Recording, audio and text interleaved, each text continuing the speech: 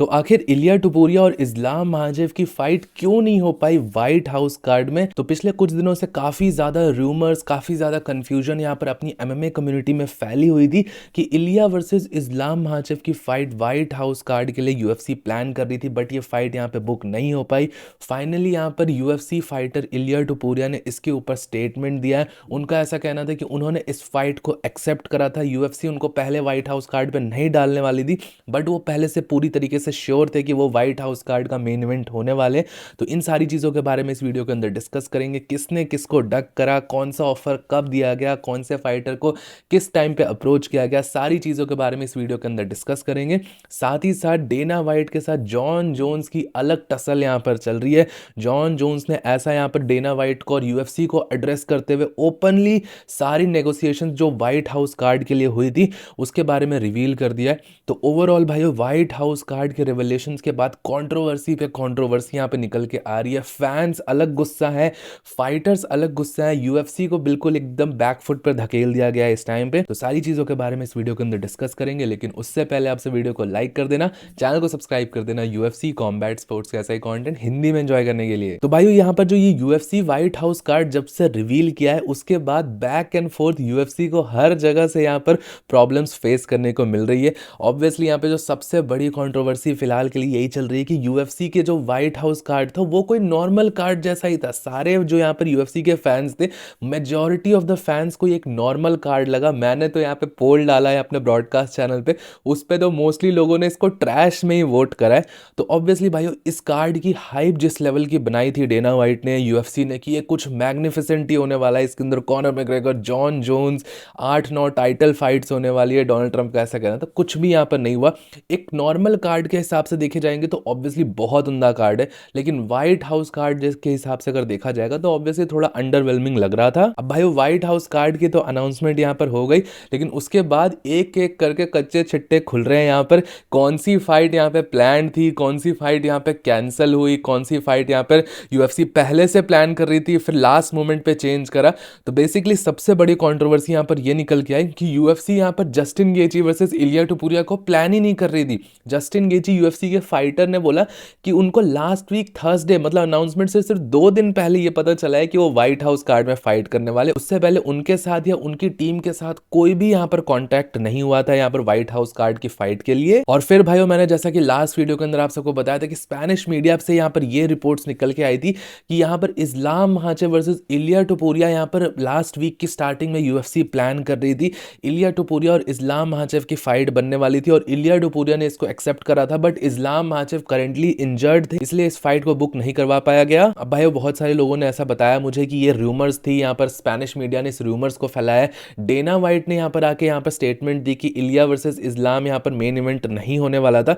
लेकिन भाई, Dana white ने कोई भी चीज क्लियर तरीके से ये नहीं बोली कि इलिया वर्सेस इस्लाम को उन्होंने परस्यू नहीं करा, ये फाइट बनाने की उन्होंने कोशिश नहीं करी। उन्होंने बेसिकली ऐसे इस क्वेश्चन को बेसिकली दरकिनार कर दिया। उनका बेसिकली ऐसा कहना था कि वो इलिया टुपुरिया को मेन इवेंट के लिए लास्ट वीक ही अप्रोच कर पाए थे, बट आउटराइट इस क्लेम को डिनाई नहीं करा, वरना डेना वाइट यहाँ पे क्लियरली मना कर देता अगर ऐसा कुछ होता तो। अब भाइयों, आज यहाँ पर इलिया टुपुरिया ने फाइनली इसके ऊपर अपनी चुप्पी तोड़ी, अपना स्टेटमेंट दिया। उन्होंने बेसिकली बताया कि यूएफसी ने पहले के टाइम पे यहाँ पर उनको बोल दिया था कि वो व्हाइट हाउस कार्ड में उनको नहीं रखने वाले क्योंकि वो उतने ज्यादा रिलायबल नहीं थे। बट इलिया टुपुरिया को कहीं ना कहीं अपने आप में यहाँ पे विश्वास था कि यूएफसी बस ये नेगोशिएशन टैक्टिक्स करने वाली है और अल्टीमेटली वही मेन इवेंट होने वाले। और इलिया टुपुरिया का ऐसा कहना है कि फिर यूएफसी एक दिन ऑफर लेके आए कि क्या वो इस्लाम महाचेव के अगेंस्ट फाइट करना चाहते हैं यूएफसी व्हाइट हाउस कार्ड में। और इलिया टुपुरिया का ऐसा कहना है कि उन्होंने ये फाइट को एक्सेप्ट कर दी थी, बट इस्लाम महाचेव ने वापस से उनसे फाइट करने के लिए मना कर दिया है, वापस से वो भाग गए फाइट से, ऐसा इलिया टुपुरिया का कहना है। और टुपुरिया ने ऐसा बोला है कि इस बार उन्होंने इंजुरी का बहाना बनाया है और अब उनके यहाँ पर भागने के कारण किसी और को सफर करना पड़ेगा, जो कि यहाँ पर जस्टिन गेची है। तो इलिया टुपुरिया ने ऐसा बताया कि उन्होंने इस्लाम की फाइट को एक्सेप्ट करा, फिर ये फाइट बुक भी होने वाली थी, एक दिन बाद अनाउंसमेंट होने वाली थी, बट उससे पहले इलिया टुपुरिया की टीम को पता चलता है कि इस्लाम ने फाइट करने से मना कर दिया है इंजुरी के कारण। और फिर जाके भाइयों यहाँ पर जस्टिन गेची का नाम निकल के आया था। और मैंने आप सबको बताया था कि लास्ट वीक यहाँ पर अली अब्दुल-अजीज अचानक से ही आके ट्वीट करने लग गया था कि इस्लाम महाचेव के लिए एक बहुत बड़ी फाइट है, वो इयन गैरी के साथ भी नहीं होगी, एक अलग ही फाइट वो प्रोजेक्ट करना चाह रहे हैं, इस्लाम महाचेव के लिए प्लान कर रहे हैं। बेसिकली शायद वो इस टाइम की ही हो सकती थी जब ये नेगोशिएशंस फॉल आउट हो गई हो। बेसिकली वो इस्लाम महाचेव के लिए और बड़ी फाइट प्लान कर रहे हैं। तो सीधा सीधा भाइयों बताऊं तो सबसे पहले इलिया टुपुरिया को मना किया यूएफसी ने कि वो व्हाइट हाउस कार्ड में नहीं होने वाला। फिर इलिया टुपुरिया को अप्रोच करा, इस्लाम महाचेव की फाइट ऑफर करी। फिर इलिया टुपुरिया ने अपने साइड से इस फाइट को एक्सेप्ट करा, बट इस्लाम के पास जब ये ऑफर गया होगा तब उन्होंने इस चीज को डिक्लाइन करा होगा इंजुरी के कारण। और फिर भाइयों अल्टीमेटली यहाँ पर इलिया टुपुरिया वर्सेस जस्टिन गेची की फाइट बुक करी गई। तो ये जो टाइमलाइन मैंने आप सबको बताई है, क्रोनोलॉजी में आप सबको जो चीजें मैंने बताई है, इसी तरीके से चीजें गई होंगी और यही सारी चीजें बैक एंड पे चली होंगी, तब जाके भाइयों यहाँ पर इलिया वर्सेस जस्टिन की फाइट बुक हुई। तो भाई वीडियो एडिट करते टाइम एक और अपडेट आया है, इस्लाम की तरफ से भी स्टेटमेंट आ गया है। उन्होंने ट्वीट करा है, जो कि बहुत सारे लोग कह रहे हैं कि अली अब्दुलअजीज ने ट्वीट करा है बेसिकली, और उनका ऐसा कहना है कि इलिया टुपुरिया की टीम ने यहाँ पर बैकआउट करा है। और एक बहुत बड़ा रीजन यहाँ पर यह दिया जा रहा है कि इलिया को और ज्यादा पैसे चाहिए थे इस्लाम से फाइट करने के लिए, इसीलिए ये फाइट यहाँ पर नहीं बन पाई। अब कौन सही बोल रहा है, कौन झूठ बोल रहा है, ये आगे आने वाले टाइम में ही पता चलेगा। अब भाइयों अनाउंसमेंट के बाद ये सारी चीजें पता चल रही तो बहुत ज्यादा दुख हो रहा है। यहाँ पर इलिया वर्सेस इस्लाम की फाइट हम सबको देखने को मिल सकती थी।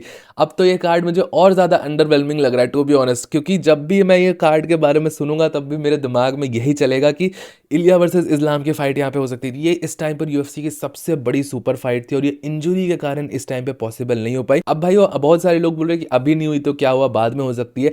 बाद में हो सकती है, डेफिनेटली हो सकती है, बट यूएफसी के अंदर सर्कमस्टेंसेस आप कुछ नहीं कर सकते हो।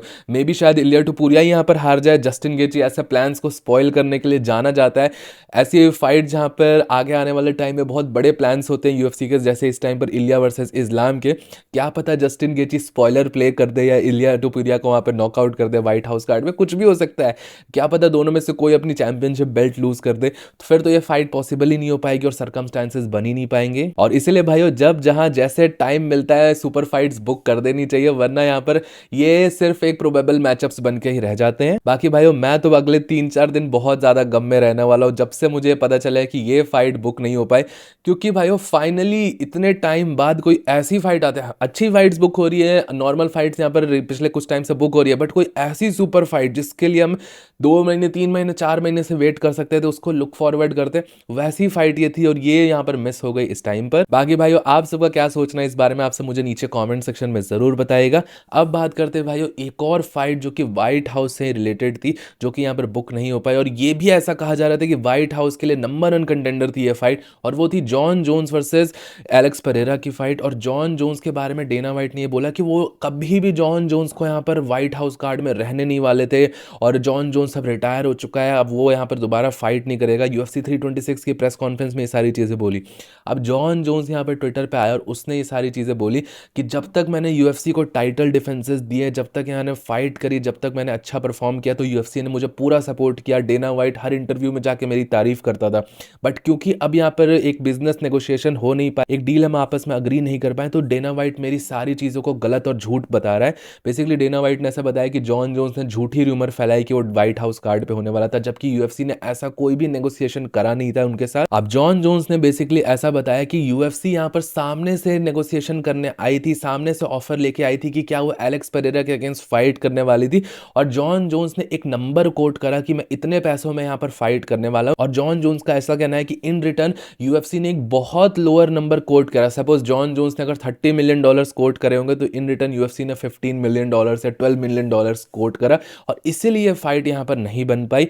और यहाँ पर बेसिकली जॉन जोन्स का कहना था कि मैंने इतनी सारी चीजें यूएफसी को करके दी और उसके बदले में यूएफसी ने मुझे लो बॉल करा। और जॉन जोन्स का कहना है कि यहाँ तक तो ठीक था, बट अब यहाँ पे डेना व्हाइट जाके प्रेस कॉन्फ्रेंसेस में ऐसा बोल रहा है कि उसकी कोई नेगोशिएशन ही नहीं हुई यूएफसी के साथ, तो ये तो बहुत ही ज्यादा गलत है। और अगर ऐसा है और डेना व्हाइट यहाँ पर ये कह रहा है कि वो रिटायर हो चुका है, जॉन जोन्स फिनिश्ड है, तो उनको यहाँ पर फ्री कर दिया जाए उनके कॉन्ट्रैक्ट से, जो कि मुझे ऐसा लगता है कि बहुत ज्यादा मुश्किल होगा। मैंने आप सबको लास्ट वीडियो में ही बताया था कि काफी लंबा टसल चलने वाला है यहाँ पे डेना व्हाइट और जॉन जोन्स के बीच में, क्योंकि जॉन जोन्स अब डिमांड कर रहा है कि वो अपने कॉन्ट्रैक्ट से फ्री हो जाए, क्योंकि यूएफसी उसको फाइट दे नहीं रही है, उस वैल्यू पे फाइट दे नहीं रही है। और ऐसा सिमिलर चीज ही हमने देखा था आज से 4-5 साल पहले फ्रांसिस एनगानू के साथ, बट फ्रांसिस एनगानू की किस्मत अच्छी थी कि उसके कॉन्ट्रैक्ट में सिर्फ एक ही फाइट थी, बट क्योंकि जॉन जोन्स अभी इतना चैंपियन बना था और उसने एक नई डील साइन करी थी। जब भी आप चैंपियन बनते हो या कोई अच्छा डिफेंस करते हो, तो आप चाहते हो कि अपने अगली फाइट में आपको और बेटर पैसा मिले, तो आप एक नई डील साइन करते हो जिसमें और लंबा टाइम होता है और नंबर ऑफ फाइट्स होते हैं।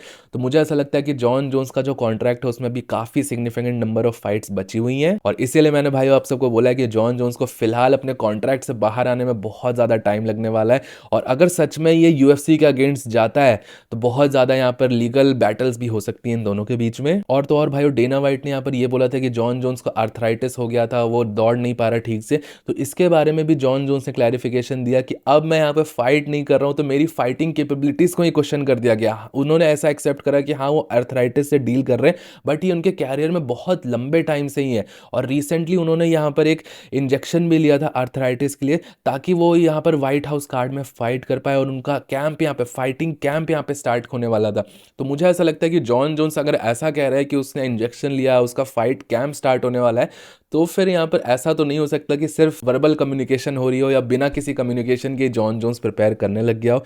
कुछ तो नेगोशिएशन यूएफसी की तरफ से ही ज़रूर हुई होगी। अब वो ये नेगोशिएशंस अग्री नहीं हो पाई तो डेना वाइट शायद इसको आउटराइट पूरा डिनाई कर रहा है। बाकी भाइयों यहाँ पर ये बहुत गलत डायरेक्शन में जा रही है फिलहाल के लिए। अगर देखा जाए तो यूएफसी के व्हाइट हाउस कार्ड से बहुत ज़्यादा उम्मीद थी। अब एक तरीके से देखो, जो यूएफसी के सबसे बड़े स्टार जिन्होंने यूएफसी को बनाया वो कितना ज़्यादा स्ट्रगल कर रहे हैं, सब यूएफसी के अगेंस्ट जा रहे हैं। रोंडा राउजी ने कल ट्वीट करा कि यूएफसी अब एक कॉरपोरेशन बन चुकी है, वो कॉरपोरेशन को ज़्यादा फेवर कर रही है एज कंपेयर टू फैंस को, फैंस के लिए मैचअप्स नहीं बना रही है। उन्होंने बताया कि फ्रांसिस एनगानू की एक और फाइट बुक हो गई है मोस्ट वैल्यूएबल प्रमोशंस के यहाँ पर इवेंट में। और UFC on the other hand अपने फाइटर्स को अच्छा ट्रीट नहीं कर रही है और फैंस को जो मैचअप्स चाहिए वो बना नहीं पा रही है, स्ट्रगल कर रही है उस चीज़ में। और आप देखो भाइयों इस टाइम पे जॉन जोन्स की यूएफसी के साथ इश्यूज चल रहे हैं। रोंडा राउजी जो कि जिसने यूएफसी का वुमेन्स डिवीजन बनाया है, वो यूएफसी के अगेंस्ट जाके ट्वीट कर रही है और इतनी ओपनली जाके यहाँ पर यूएफसी के बारे में बोल रही है, जो कि यूएफसी के लिए बहुत बड़ा सेटबैक है। जीना कैरानो वर्सेस रोंडा राउजी की फाइट, जो कि एक फैंटेसी मैचअप, बहुत बड़ी सुपर फाइट मानी जाती थी, वो यूएफसी के अंदर नहीं हो रही, यूएफसी के बाहर हो रही है, किसी और ऑर्गेनाइजेशन में हो रही है। फिर भाई जो यूएफसी का सबसे बड़ा स्टार है वो भी कहीं ना कहीं हैप्पी नहीं है यूएफसी से। कॉनर मैकग्रेगर का ऐसा कहना है कि इतने टाइम से वेट कर रहा है, यूएफसी उसको फाइट नहीं दे रही है,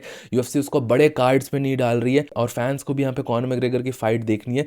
तो कहीं ना कहीं यूएफसी जो प्रॉफिट्स को मैक्सिमाइज करना चाह रही है, जो पैरामाउंट के साथ डील साइन करी है उसके अकॉर्डिंग यहाँ पर करना चाह रही है।